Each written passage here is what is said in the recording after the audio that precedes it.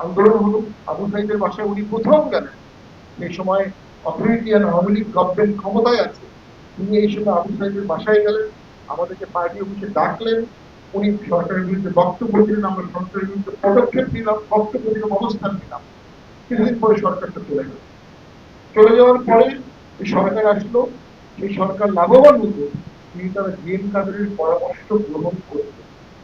সেই সরকারটি অনেকটা পলিটিক্যাল ম্যান্ডেটবিহীন ভাবে ভাসমান হিসাবে চলে যে সংস্কার প্রস্তাবগুলো করেছে, আজকে দেখা যাচ্ছে একটা সংস্কারও টেকসই হয়নি। কেন টেকসই হবে না, এটা জিএম কাদের সেই সময় বললেন।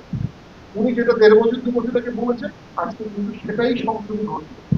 তবে সেই সময় যদি তাকে ডেকে আপনি দেশের কাছে পরামর্শ নিতেন, হয়তো বা এই অনাকাঙ্ক্ষিত ঘটনাগুলো ঘটতো না, দেশ একটা অন্তর্ভুক্তি খুঁজে দিত।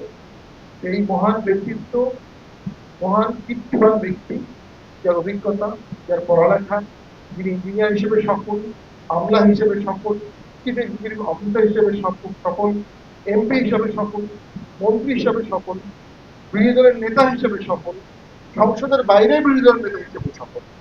এই বর্ণাঢ্য জীবনের সম্পর্কে আমাদের উদীয়মান রাজনীতিবিদদের জানা উচিত এবং এর থেকে অনেক শিক্ষণীয় কিছু আছে। উনি সব্যসাচী রাজনীতিবিদ, সকল বিষয়ে তার পদচারণা, টকশো করতেও খুব প্রাণবন্ত, লেখনীতেও প্রাণবন্ত, বক্তব্য প্রাণবন্ত এবং পলিটিক্যাল অ্যানালাইসিসেও উনি অত্যন্ত দক্ষ। তো আমরা মনে করি দেশের প্রয়োজনে জীবন তাদেরকে অনেক দায়িত্ব দিতে হবে। he may want to avoid the responsibility, but avoid responsibility তাকে ছাড়বে না। দেশের স্বার্থে তাকে অনেক মতামত দিতে হবে। তার এই জার্নি, তার এই যাত্রা, এটি এখনো শেষ হয়নি, মধ্যাহ্নেও আসেনি। এই জার্নি অনেকদিন চলবে এবং গণতন্ত্র রক্ষায় তার যে সংগ্রাম, এটি অবশ্যই শ্রদ্ধেয়।